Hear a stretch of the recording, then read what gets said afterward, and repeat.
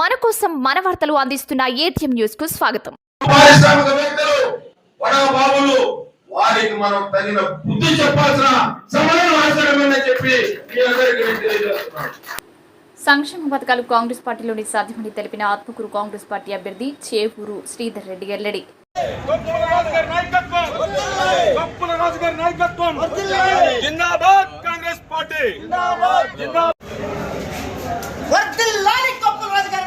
నెల్లూరు జిల్లా ఆత్మకూరు పట్టణంలో కాంగ్రెస్ పార్టీ విస్తృత స్థాయి సమావేశం జరిగింది.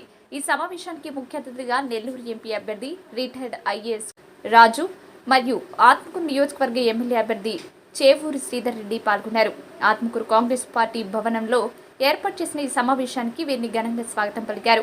ఈ సందర్భంగా వీరు మాట్లాడుతూ జరగబోయే సార్వత్రిక ఎన్నికల్లో కాంగ్రెస్ పార్టీని గెలిపించాలని కోరారు. కాంగ్రెస్ పార్టీకి ఓటు వేస్తే రాహుల్ గాంధీ ప్రధానమంత్రి అవుతారని, రాహుల్ గాంధీ ప్రధానమంత్రి అయితే ఆంధ్ర రాష్ట్రానికి ప్రత్యేక హోదా వస్తుందని, ఆంధ్ర రాష్ట్రానికి ప్రత్యేక హోదా వస్తే అనేక పరిశ్రమలు వస్తాయని, వాటి వల్ల ఉపాధి అవకాశాలు ఎక్కువగా యువతకు వస్తాయి కాబట్టి కాంగ్రెస్ పార్టీని గెలిపించుకోవాలని కార్యకర్తలను కోరారు.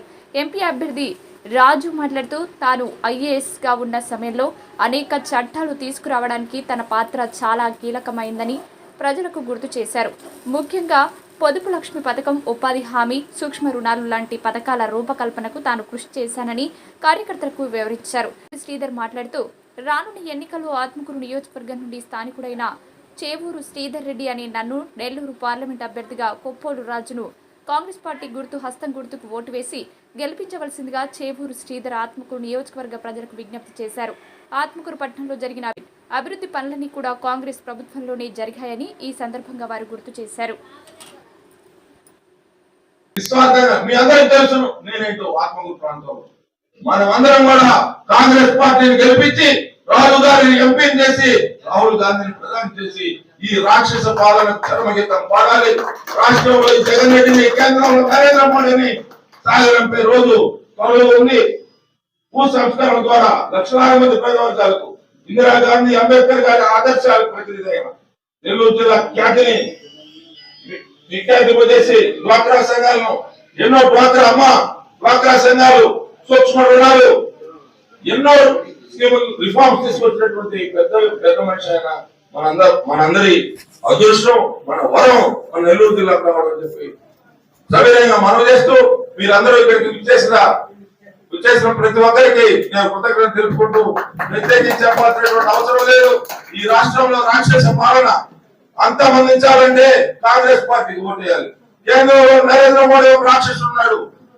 కేంద్రంలో నరేంద్ర మోడీ రాక్షస పాలన అంతమందించాలంటే కాంగ్రెస్ పార్టీకి ఓటు వేయాల్సినటువంటి ఆవశ్యకత తెలియజేసుకుంటూ ఇక్కడికి వచ్చేసినటువంటి అన్ని మండలాలు, ఆత్మకూరు, ఏస్పేట, అనంతసాగరం, చేజర్ల, మర్రిపోడు సంఘం అన్ని మండలాల నుంచి ఎంతో స్వచ్ఛందంగా రాజుగారు వస్తున్నారంటే, ప్రత్యేకంగా రాజుగారు వస్తున్నారంటే చాలా మంది స్వచ్ఛందంగా బయలుదేరి వస్తున్నారు.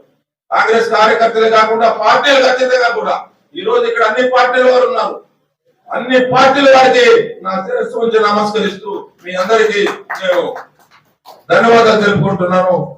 వచ్చే ఎలక్షన్స్ లో కాంగ్రెస్ పార్టీ గెలిచినట్లయితే రాహుల్ గాంధీ గారు ప్రధానమంత్రిగా అవుతారు. వారు ప్రధానమంత్రిగా అయితే వారు సైన్ చేసే మొదటి ఫైల్ ప్రత్యేక హోదా. అనేక సందర్భాల్లో రాహుల్ గాంధీ జరిగింది. దేశంలో కాంగ్రెస్ పార్టీ అధికారంలోకి వస్తే ప్రధానమంత్రి చేసే మొట్టమొదటి ఫైల్ రాష్ట్రానికి ప్రత్యేక హోదా.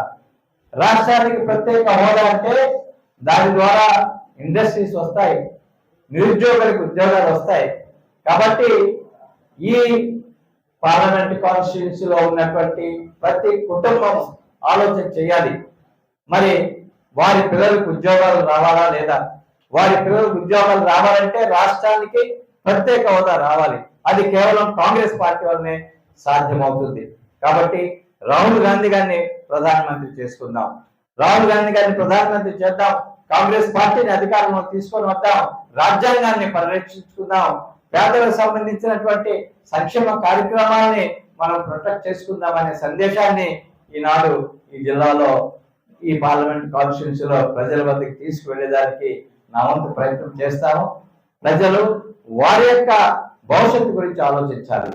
కేవలం ఈనాడు రాజకీయాల్లో డబ్బు అనేది